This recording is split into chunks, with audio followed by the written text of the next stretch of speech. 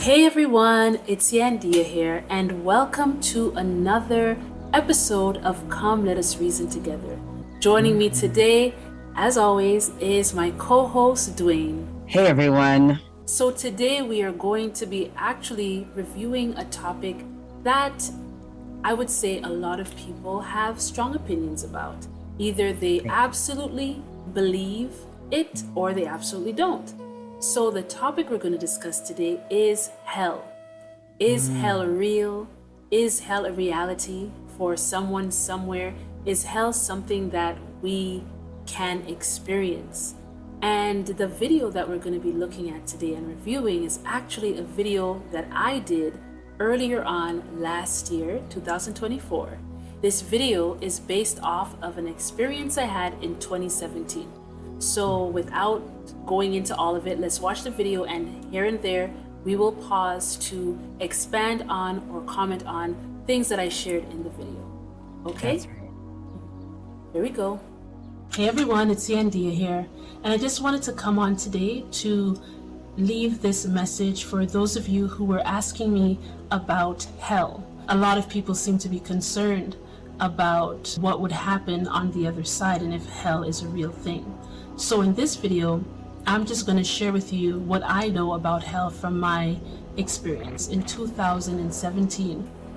Okay, so I should actually add, when I said there that a lot of people have been asking me about hell, is because in January 15th and 16th of 2024, I actually had 2 near-death experiences, and after sharing about those experiences on my channel, and also I did many other podcasts for NDE, type sites, and after that, a lot of people were reaching out to me saying like, hey, did you experience anything to do with hell? Can you tell us if there's anything about hell? And so this is where this video that we're watching right now is coming from. It's responding to people who had questions about, since you went to the other side, let us know, if hell is real or not. Okay? Here we go. Where I was taken out of my body and brought to a place which is what I believe most people call hell. It was in the winter of 2017. I went to bed, and at some point in the night, my spirit came out of my body. I didn't do this on my own. I was actually escorted out of my body, and I was told that I was going to experience what dying was like, what it was like for someone to die. I had no fear at all, and the person who was with me, I never saw their face, but I could feel their power and their guidance, and I knew that it was somebody that I could trust. So I didn't have any fear to go with this person, but they escorted me out of the earth realm and into another realm. I saw nothing in this realm except just darkness, and we were moving extremely fast out of. I didn't even think I'd be stopping this much already. But I just, as I'm listening to it again, actually, I'm recalling more and more questions that came. And when I mentioned that somebody came and escorted me out of my body, a lot of people would say, well, what did this person look like? How do you know it was not a demon? How do you know it was something positive? And being a person who's been involved with spiritual activity for many years, I do know what demonic energy feels like, and I do know what benevolent energy feels like. And I have been around higher, beings, whether you want to call them angels or not, and I have been around demonic entities. So they actually have a very, it's a very, I guess if you know, you know. For those who know, the vibration, the frequency of a demonic entity is very obvious. And for me, right, I'm going to speak for myself and my own experience. So when this person came to escort me out of my body, I didn't ask any questions like, who are you or anything, because this felt like somebody I already knew, right? Many times when sometimes you would have like dreams, right? You would have a dream. It's very clear when you're in the dream, but when you wake up, certain details might be missing.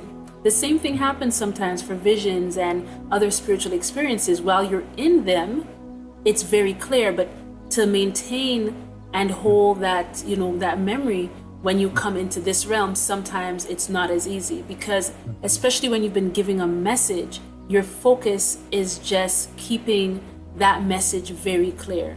So for me, when I had this experience, the person who was there was somebody that I had gone on many of these trips, is what I'll call them, many of these spiritual journeys with. So I had no reason to ask them, who are you? It was somebody that I already knew, because we had been exploring, and they have been used before to show me different things on the other side, right? Or in the spiritual realm. So this is the reason why I never bothered to ask, hey, who are you, or whatever, because it's someone I already knew. Now, people tend to get very much sidetracked with names and with entities. I am not here to cause anyone to seek or to worship any entity. So it wouldn't matter even if I did know clearly who it was who came to me, unless I was supposed to tell you who it was, it would not be there. Like, unless I had to tell you it was this person or that person and give you a name, it would not even be left in my memory. Or even if it was left in my memory, I would not even say it. So the reasoning is like, why do people care so much about exactly like who these, okay, if the person who came said, I am Michael, and I said, oh, Michael the Archangel came to me, what's your proof that it was Michael the Archangel? Right.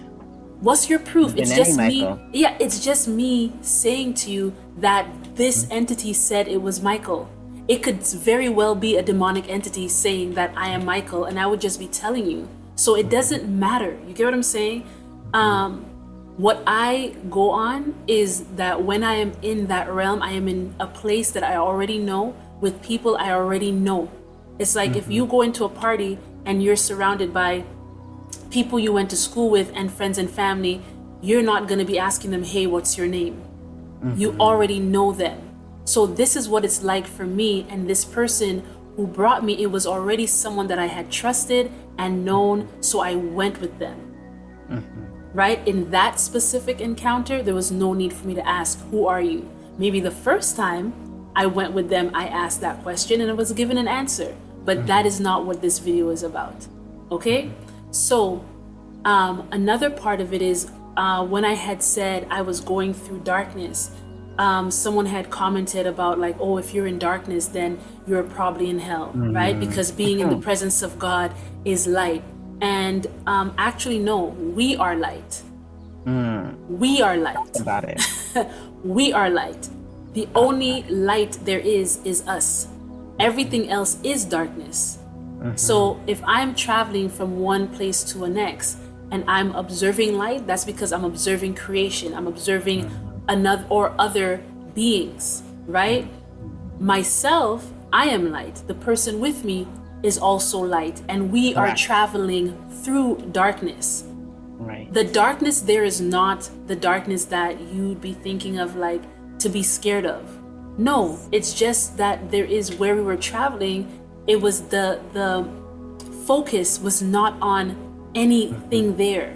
If I were supposed to see, whatever, I would be seeing it. It was just that we were moving so fast. The only thing I could perceive is the speed by which we were moving. Nothing else could be perceived. So it just felt like I was just moving through darkness. That's it, right? There was no feeling of being afraid or that it was hell or anything like that. Right? The whole way through, I felt safe. I felt secure. I felt excited actually to see where I was being taken. Right? Although I was told that I was going to experience what people experience when they die, it didn't feel to me as anything to be afraid of. Right. Right? Even from then. Okay. Right. And it's so important what you've shared, because again, if you even look like microcosm, macrocosm, as opposed to below whatever, if you look at the universe, like you'll see that the stars are shining, those are the lights, but then the what's behind, or the blanket, or the what envelops all of that is darkness. Yeah. And it's not a negative or evil darkness, it's just darkness. Yeah. If you're in the womb of your mother, exactly, it's darkness, and that's not a negative. That's a very beautiful place to be. Yeah. You know, people are just, they've watched too many movies. Are You Afraid of the Dark? Remember that show? Yeah, exactly. They've watched too many things. Yeah. Right? Fear is just, when fear is what's in your heart, everything that you're told, it's just, you always see it through the lens of fear. You're always afraid of it. If it's something new, if it's something old, you're just in fear. So nothing to be afraid of. Yeah. Okay. Out of this realm into and through this other realm, it felt like we were just going out of everything, is the best way I could explain. Just felt like we're just going super fast, and all of a sudden I just hit what felt like a wall. All this time I had never seen any wall, but all of a sudden I was going like really fast, and then I just hit this wall. It was an invisible wall. And what happened was that my head, my hands, it's like every part of my body went through the wall except my heart part, this part of me right here. And so I didn't have a physical body in this experience. I had my light body. And so all of me went through except this part, my heart part. So I actually heard a sound like cling, like almost like, metal hitting glass is what it kind of sounded like there was a sound to it. And when my chest hit that wall, it kind of was almost like whiplash, like I came back onto this side. So my head and my hands, everything else went through the wall, and then this part of me got stuck, like I couldn't pass through. So what ended up happening is, like, I kind of looked down at myself, and this person was with me the whole time. I looked down at myself, and I looked down, and I looked into my chest area. I looked into where my heart would be, and there was something there, and it was very easy for me to be able to determine what that was, because as soon as I just had that thought, like, what is that, immediately it came up into my mind what it was.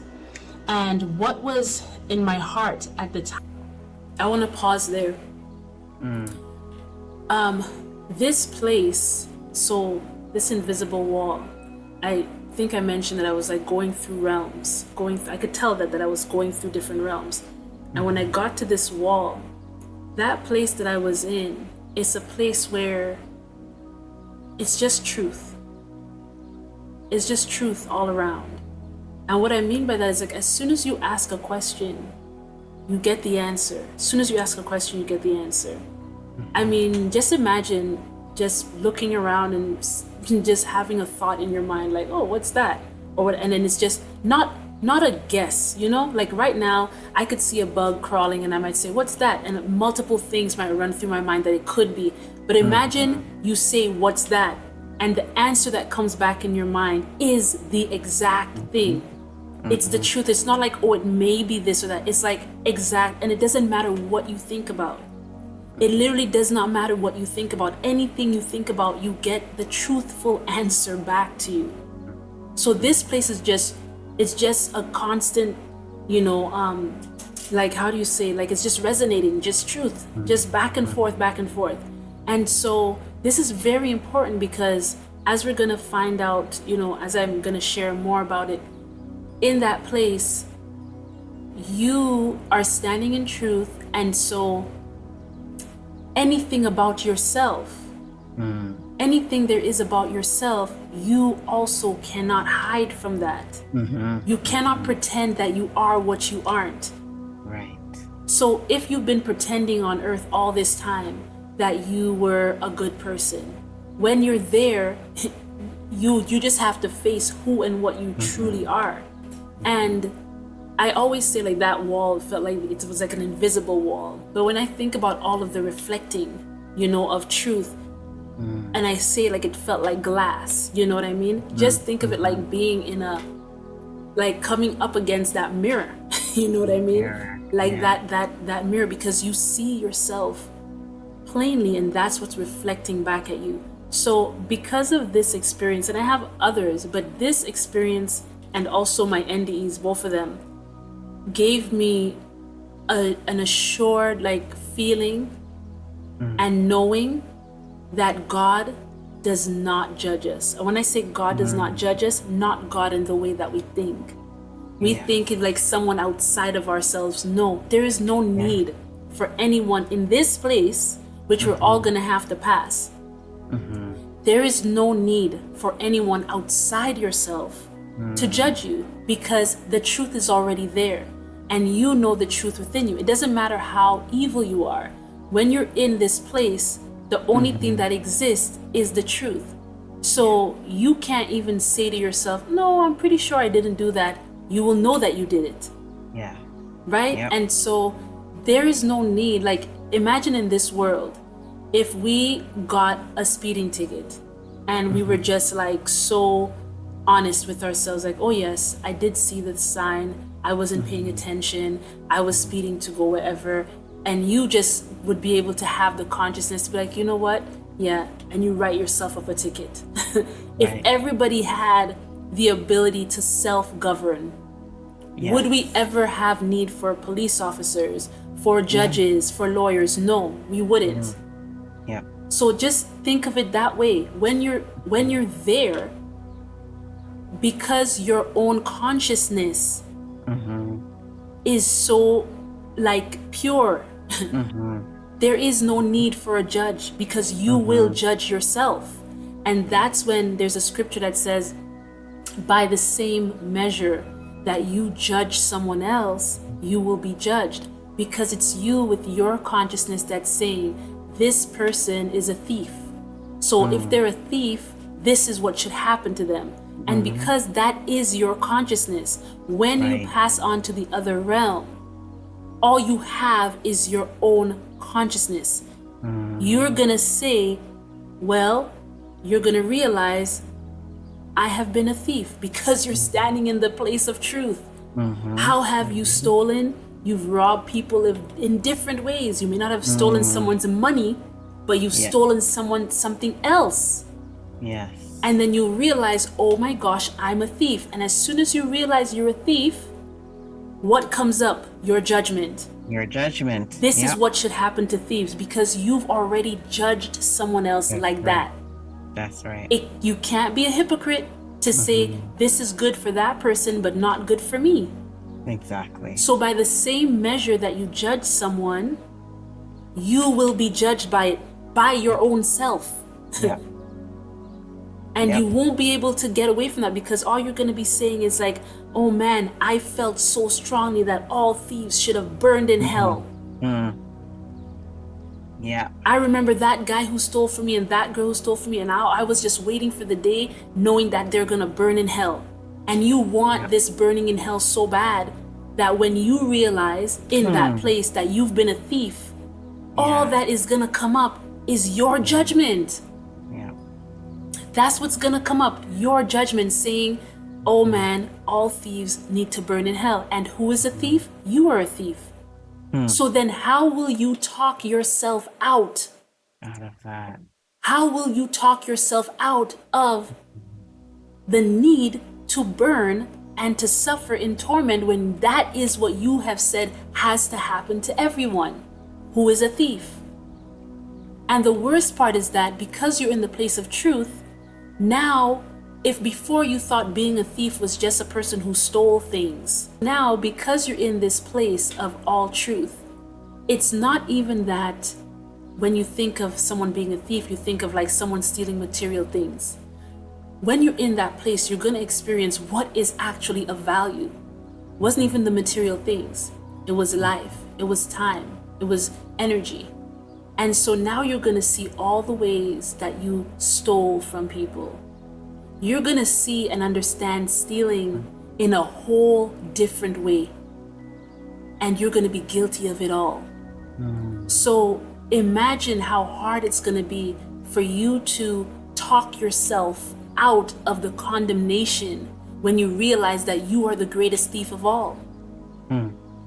There won't be anybody there to try to talk this talk to you, right? You're going to be there with yourself. And that is the reason why, after experiencing what I have experienced that day and also in my NDEs, I know that there is no God that is going to come up and judge you. It is not necessary. In this place, I am telling you, in order to move further, everybody is going to have to be in that place. And it is your own consciousness. It is the God within, that still small voice,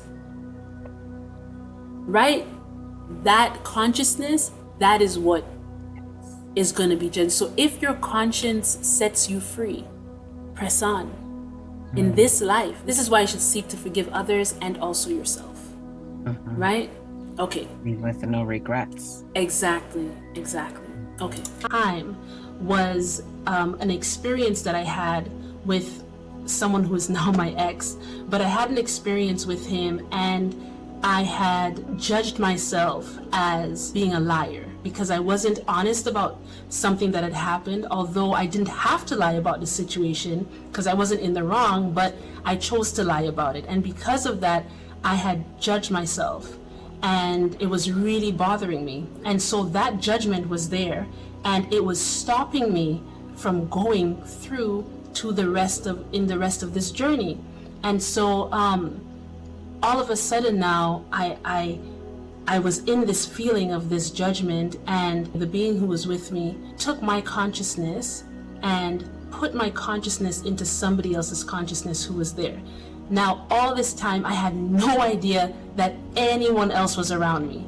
I did not perceive that anybody else was there. It was just me and this person up until that moment when my consciousness went into this other person. I became aware of all these other people who were in this place, and they were in what I would call, it looked like they were in their own like bubbles, not bubbles made of, like soapy water, but their own, almost like auras, right? They were all in their own, domes sort of a thing, and they were inside of there, and I knew that they were totally unaware of me. I knew that they were also unaware of each other.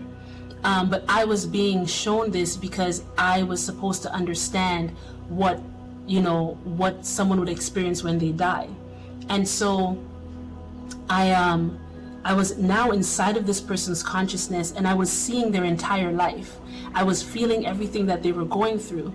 And I remember that while I was inside of this person, I was, to me, I was saying, that's okay. You can forgive yourself. You can forgive yourself for these things. And all how I tried to, communicate with them, they were just not hearing me. Nothing I could say, it's like I was their conscience and they were not listening to me. They were not hearing me. And I stayed for a very long time with this person, trying to help them to forgive themselves, telling them how much God loves them and all of this. And it's like it was going nowhere. And so finally, when I realized that there was nothing I can do to convince this person that they should forgive themselves, to move on and to know that God loves them and that there's forgiveness for them, they just were not having it. They were just bent on the truth of whatever it is that they had done, which was something bad, but there's still forgiveness, right? And they just weren't having it. So at that time, when I realized, wow, there really is nothing I can do, this person is refusing to receive the love of God and refusing to forgive themselves. So then at that point, I was brought out of that person and back into myself. Once I came back into myself, I was aware again of my own judgment against myself. And because I had experienced being inside of that other person, I knew that I could forgive myself. I knew that everything I was saying to that person, I could say to myself, and that it was true. And so I remember I was inside of that person feeling the burning. And I thought, this is what hell feels like. This is what people, when they talk about the burning and the fire. I'm telling you, to these people who are in that space of regret and guilt and shame, when they're in that realm and they're just, their conscience is just like beating them up, right? They're beating themselves up with all of that guilt and shame and unforgiveness towards themselves. It feels worse than fire. There is no flames that you could feel now that could compare to the pain, torment, and torture that you feel when you're in hell. But this hell is not a physical hell. It is the hell of your own condemnation towards yourself. It is you knowing that what you did was wrong and not being able to get over it, not having the love of God within your own self, for yourself, to forgive yourself and to be able to move on past that point. So now I knew all of this, and I was back inside of my own self, in my own consciousness, and I remember looking at the situation again. I want to say something there because I don't remember all of where I go with this. So I'm like, you know what, just in case. When I was inside of that woman, and I remember when I was inside of her, pleading with her, I mean, I knew that she was hearing my voice, but I knew that she was pushing my voice down. And I could see what she was seeing. And she was seeing, and what she did is terrible. Not what she did many, she was a terrible person. And I was seeing all the things, and I was thinking, this is really bad. I could understand why she is beating herself up. I could understand why she's saying these things about herself. I could understand it. But I also was aware of how she was deceiving herself. I was also aware that, yes, all of this that you're saying is true, is right. But the fact that you're telling yourself that there is like no hope for you, that, you know, that you deserve this, and you know what I mean? Like all of this stuff she was saying. And every time I would try to tell her, like, but you could get forgiveness, God loves you, like, you know, because I can also see that how she got to be that way. And I knew that there was forgiveness for her, right? Because you could see like, oh, this is what happened, and then she's like this. It's like when they say hurt people. And I can see that. I could see how she got there, and it doesn't justify what she was doing, which she was aware of that regardless of however bad her childhood could have been or whatever someone did to her, it didn't justify what she in turn was now doing to others. And she was aware of that, and because of that now, just totally, you know, basically condemning herself. Not basically, but condemning herself. And so I just got so tired. It felt like I was there for the whole day, nonstop talking and pleading, because I was in the fire with her. I wasn't feeling it like to torment me, but I felt it enough to know of what she was feeling. It's like I felt it enough to know the pain that she was feeling, but I myself wasn't feeling it. But I knew like, oh, this is hell. This woman in her consciousness, she thinks she's in hell. And then when I saw all the other people, the place was full of just people in these bubbles, and all going through the same thing. All of them were doing the same thing. And I was like, this is hell. This is what hell would be. A place of all these people who cannot go onto the other side because their hearts are so heavy with unforgiveness for themselves and for other people. It was so plain to me that this is whenever people have their experiences and like, oh, I was in hell and I saw this and I saw that. I'm like, yeah, you went to that place. You know what I mean? Because it's a real place, but it doesn't exist in a physical place. Yes. You get what I'm saying? It doesn't exist in a physical realm. And some people have come on, you know, the comments and stuff about this video in the past, and they've said all manner of negative things because they believe that hell is a physical place.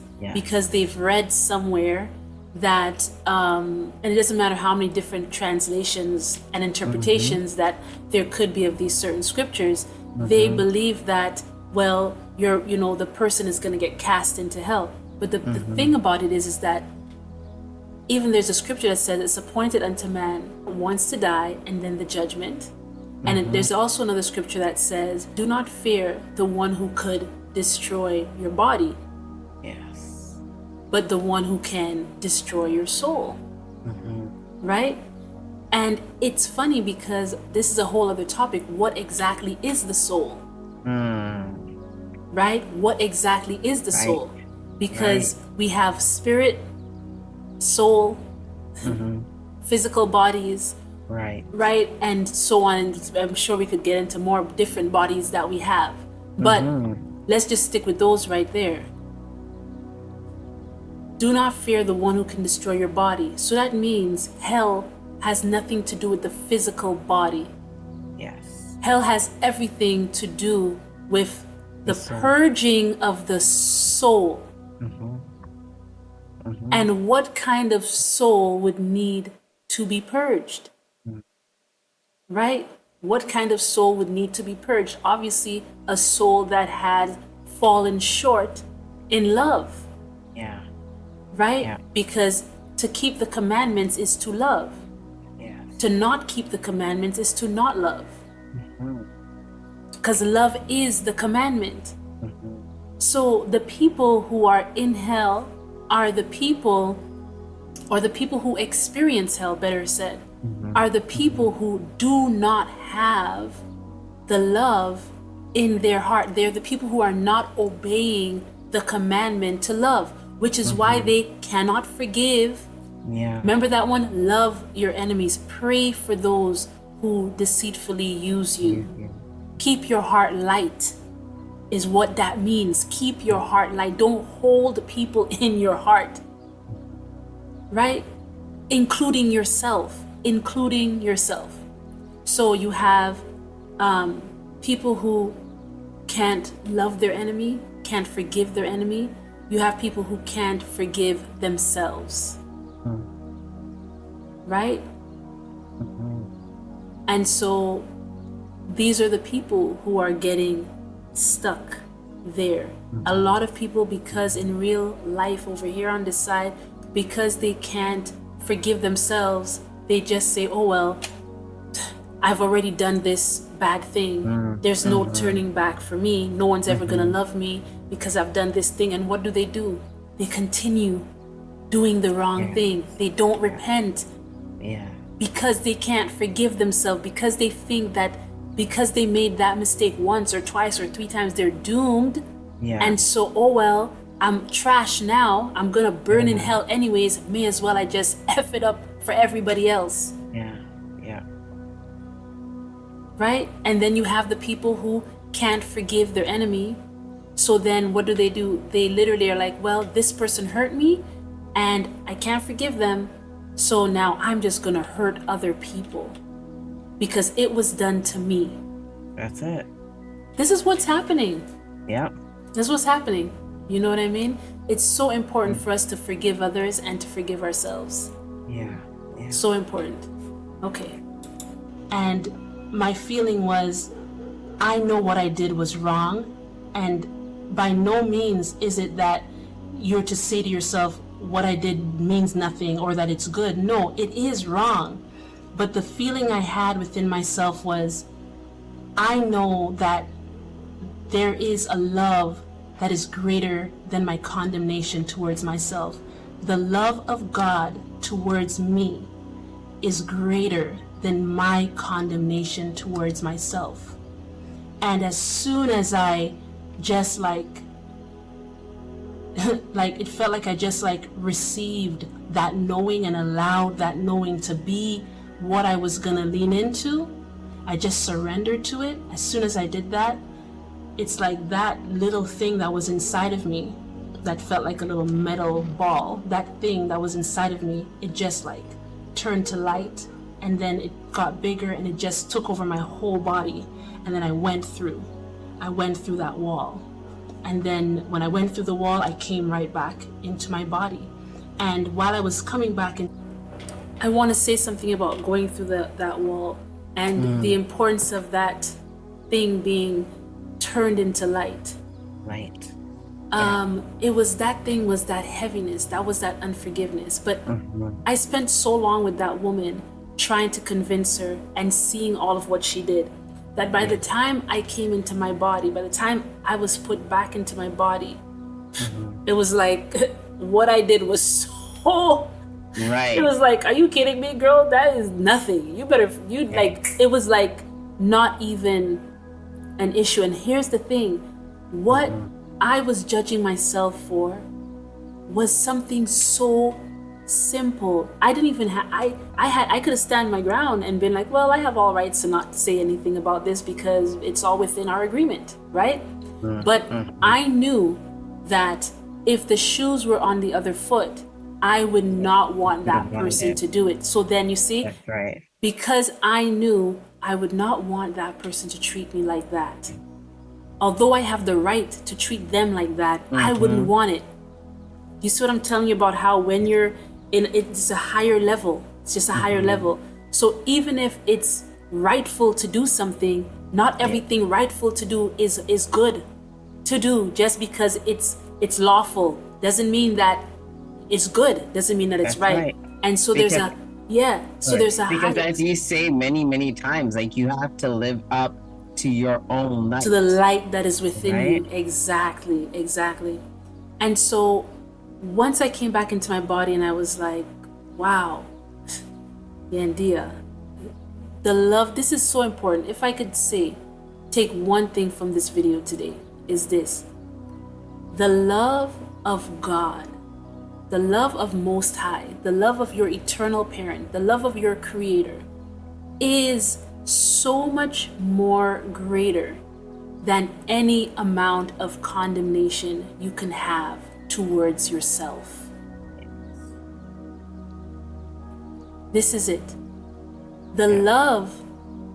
See, a lot of people think that if there's a God, God is loving them because if they've done good or done bad.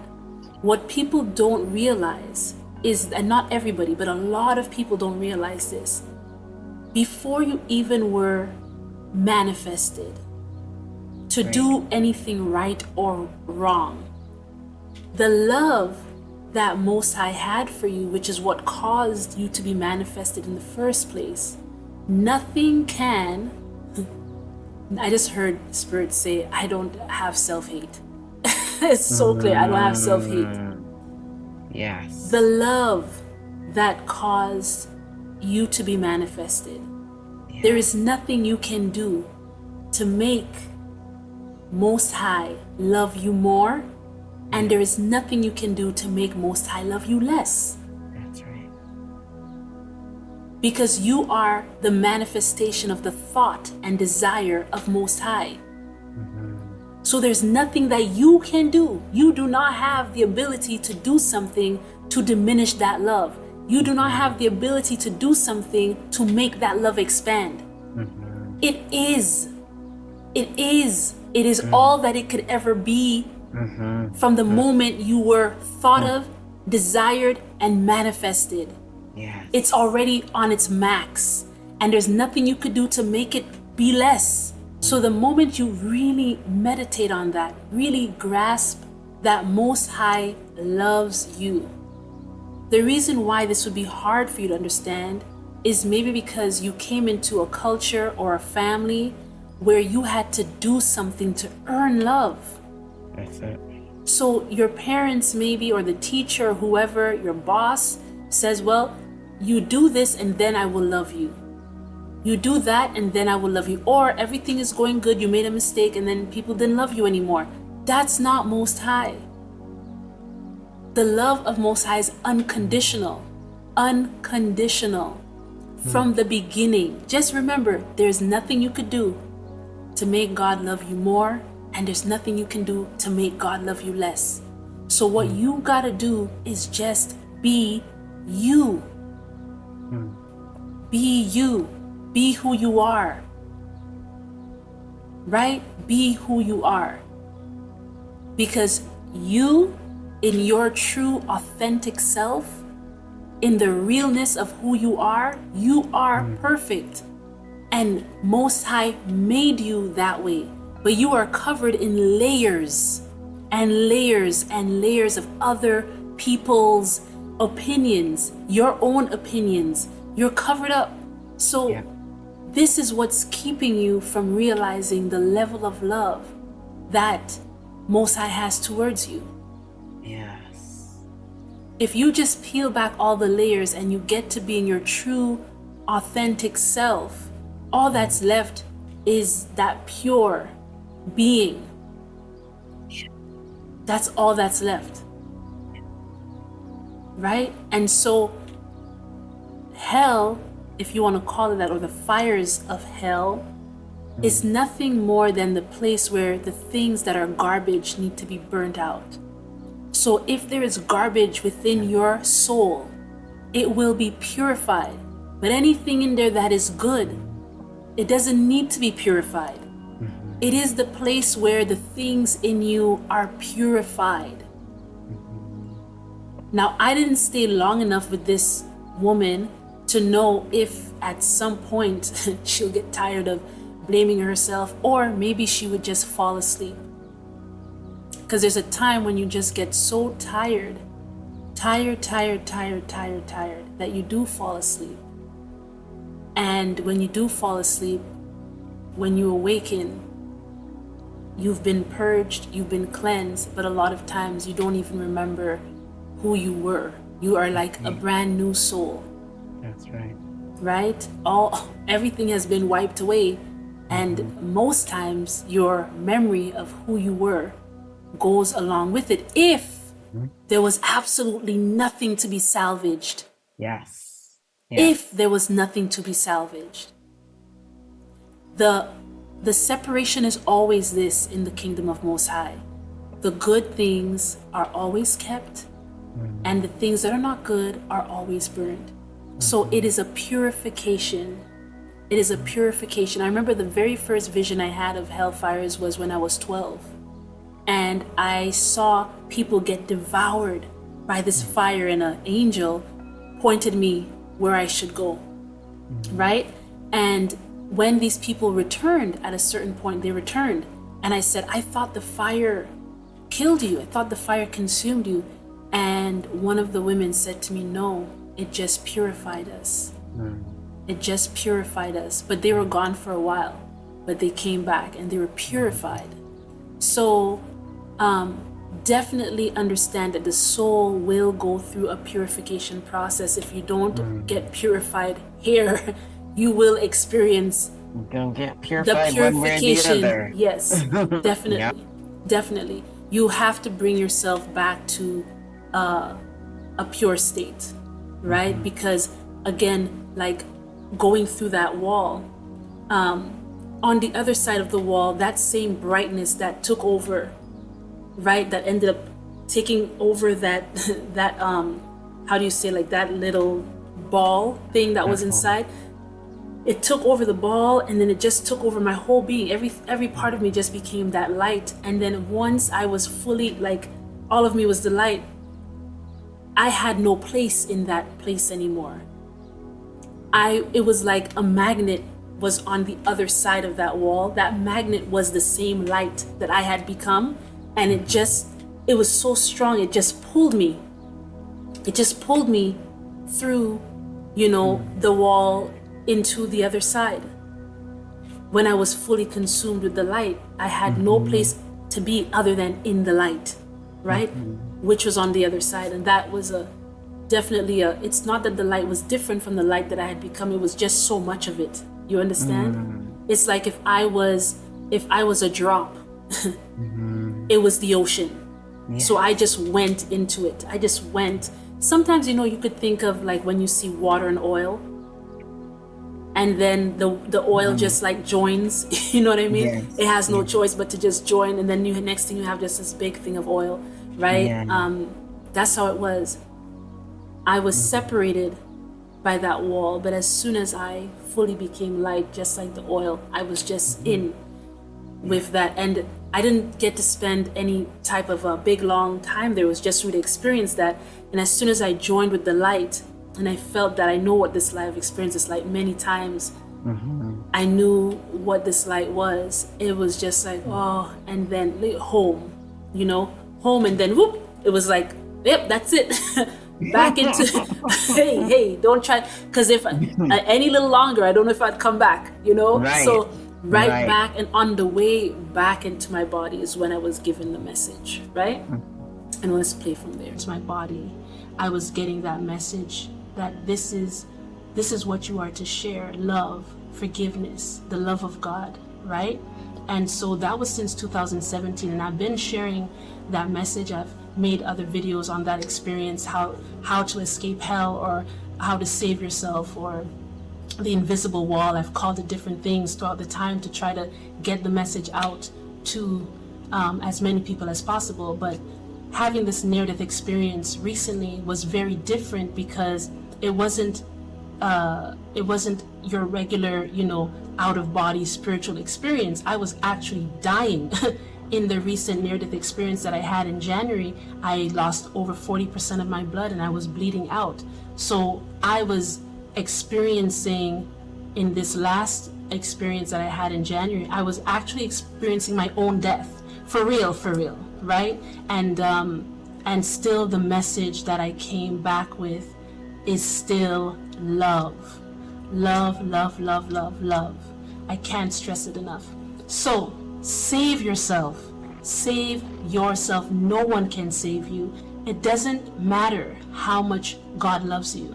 If you refuse to accept and receive that love inside of your own heart, you're gonna block it.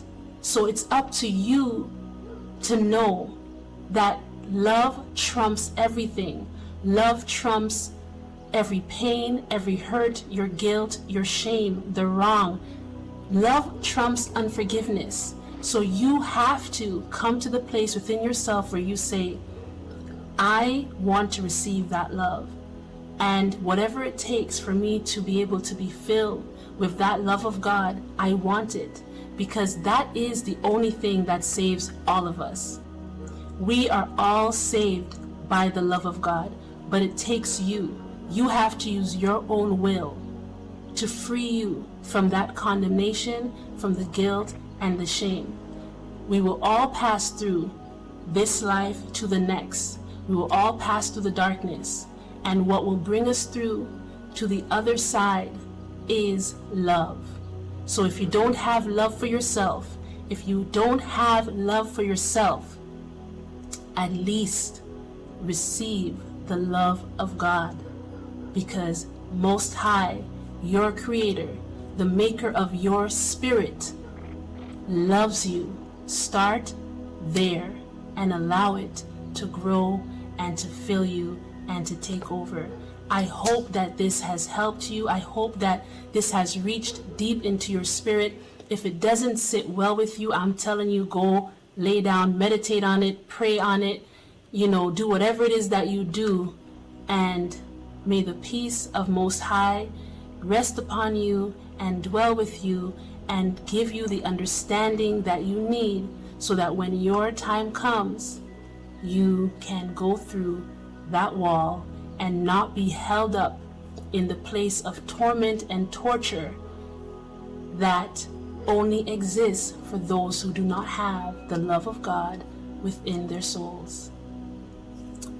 Have yourselves a great day. I hope that this answered your questions about hell and what happens there. If you want me to go into any more detail about this experience or any others that I've mentioned, please let me know in the comments below.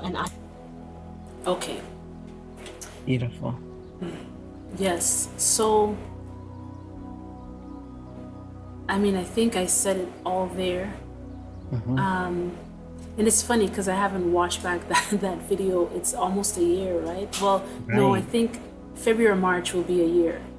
But it's amazing the amount of people who had reached out in the comments on that video, and some of them, beautiful testimonies. Oh my gosh, I said, Most I thank you so much for giving me the courage and the knowing to do this and to share this experience. And then obviously you had some people who were very angry thinking that I was leading people astray by telling them that they could forgive themselves. And, at this point, all I can say is it doesn't matter how you package the truth. There are people who will always contend against it. There are people who will always fight it. There are people who just do not want to know or to believe in the love of God. They don't. They are hoping that people suffer and burn in hell. They're hoping their only joy in life is that would be a reality. Listen, I am not kidding you. I kid you not. We've seen it. Yes, there are people who, and the question is, why? Why do you not have that level? It's not even a big level, a little level of self-love. Because the majority of people I find who say these type of things, like, no, everybody has to burn in hell, and God is this, and God, it's a lot of wrath, a lot of vengeance, and all of this stuff. Those people really struggle with loving themselves. Yes, that is the truth. Yeah. Those people struggle with loving themselves, and this is the same reason why they would experience hell, because they would not be able to love themselves enough to even forgive themselves of that experience. So when they do close their eyes and pass on, they will experience that, because that is their belief. On the throne of their heart is torment, torture, punishment, hellfire,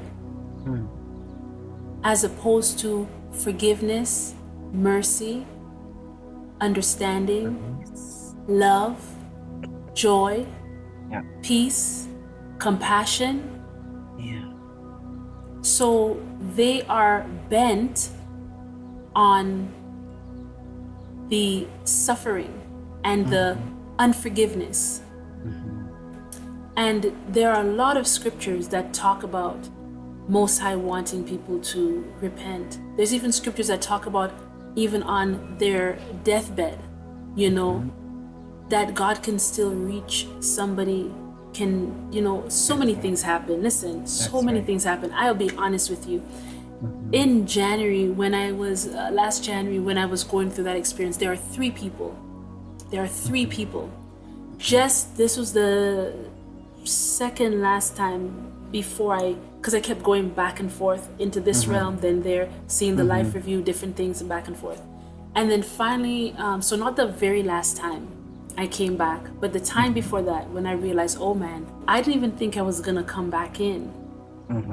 But there was that time when I thought, oh, this was the last time. This is it, I'm gonna go. And I immediately came into my mind, who am I holding? Because I know about that wall. And it came to me, who am I holding? And there were three people, and I said it out loud. I said, I forgive this person, that person, and that person. I have nothing. I'm holding nothing with them, like nothing at all. I am free. They are free. Whatever they've done, I just let that go. And then I slipped into the other side. And then that's when I knew, this is your last time going back. I knew that when I was there, you're gonna go back one more time, and that's it. And so when I came back, I said to my husband, I can't hold on anymore. Let me record something for my children. Let me record something for the children, because they were asleep and they didn't know I was dying. So let me record something for them, I had learned so much just in that experience. I wanted to leave something for them. Yeah. And so I did. He took out his phone and he recorded what I was saying to them. And I said to him, I knew there was one chance. If I could, I knew I had seen love very clearly on the other side. I knew that's why I came. And I said to him, just pray with me that I will get sent back into my body, because I knew that was it. So pray that I will get sent back into my body. But I knew that when I went on the other side, I would be petitioning for me to come back based on now having seen very clearly what love is and the power of love. That love is life. Love is life, light, truth. It is the essence of all things. And I said, if I get sent back, I will do this. I will share this message. I will love the real love. I will, and I knew, standing there in the presence of Most High, that if I got sent back, it's because I can accomplish it. Yeah. But if I didn't, it's because I would not have been able to accomplish it. Whether that would be through forgetting, I'm telling you, when you come back into this realm, it's hard to hold on to the knowledge. It's just, this environment is like dense is the only way to, it's so dense, it's so hard to maintain that vibration. And I knew that I had to share this message of hell and forgiveness, because a lot of people are afraid of dying. There is no dying, not the way that we're taught about dying. You're gonna leave this realm and you're gonna go into the other realm, and you will have to give an account for what you've done in this realm. That's it. You're gonna have to give an account for what you've done. And guess what? Again, it's you. You're going to have to know the truth of who you are and what you've done. So we have to spend some time taking out the log out of our own eyes and stop focusing so much on other people and what they're doing wrong, and really do some cleaning in our own eyes, really being able to view our own selves. Where are we condemning ourselves? Where are we not forgiving ourselves? First, how do we really feel about ourselves? Do we really, are we being, thinking that we are more than we are? Are we self-righteous? Are we having false humility? All of these things. And then what are we measuring our self-worth up against? Right. What is the mirror? What is our standard? All of these things. Deal with all of that stuff. And then, if you even have time, if you even have a chance, because that's how big that work is. If you even have a chance, then and only then, when you're all clear, not when you're sort of clear, when you're totally clear, when your vision is perfect, then and only then should you tell somebody or try to take some form of a splinter or a speck out of somebody else's eye. The focus is on us. We need to work out our own salvation. We do. So again, love yourself. You don't know what love is. You don't have love. You've already been loved. Receive it. Receive it. Yes. And let it grow. Let it grow from there. Okay? You can't love other people if you don't love yourself. So yes, it's important because we're commanded to love. We're here to love. We're here to grow in love, to give love, and to receive love. So it's important because you cannot give what you don't have. Right? So that is my reasoning. Looking back at this video, And Duane, I don't know if you had any questions. I think I did it again. I think everything that you is perfect. Like, honestly, like, you came in at the exact right time to say the exact right things. Like, I think you really broke this down in a beautiful way. And I love the commentary on the video because it helps people. Like, if you just saw the video, maybe you're not grasping everything. This, like, the commentary really helps people to digest, like, and Okay, that's good. understand what it is that you're saying. And yeah, it's so powerful and it's so essential. It's the only thing that matters. Like, that's Yeah. it. Yeah. So thank you so much for, like, continuing to share these messages and for just letting spirit use you, because I know that these are like the messages that we need if we're gonna ever transform the world, transform ourselves, Yes. even, Yes. like, because it does start with each and every one of us, Yeah. And it starts with love. And it starts with and love. forgiveness.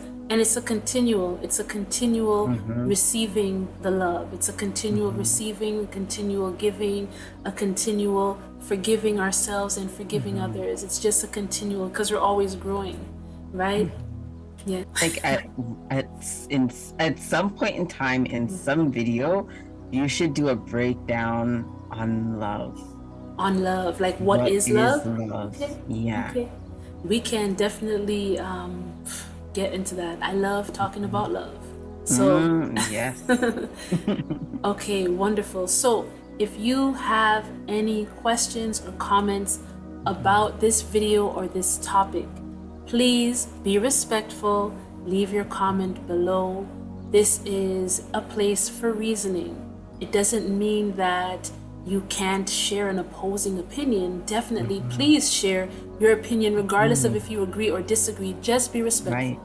Just be respectful. That's all we're asking, is to be respectful, and we will definitely address your comments or your questions. If you have a topic that you would like us to reason about, or if you would like to be a guest on our podcast, please join us. You can comment below and let us know that you'd like to be on here, and we will give you further directions on how you can do that. So we look forward to seeing you again next Wednesday at 7:30. Let us know if you're enjoying this series, and we'll see you soon. Yes. Come, let us reason together. Bye-bye.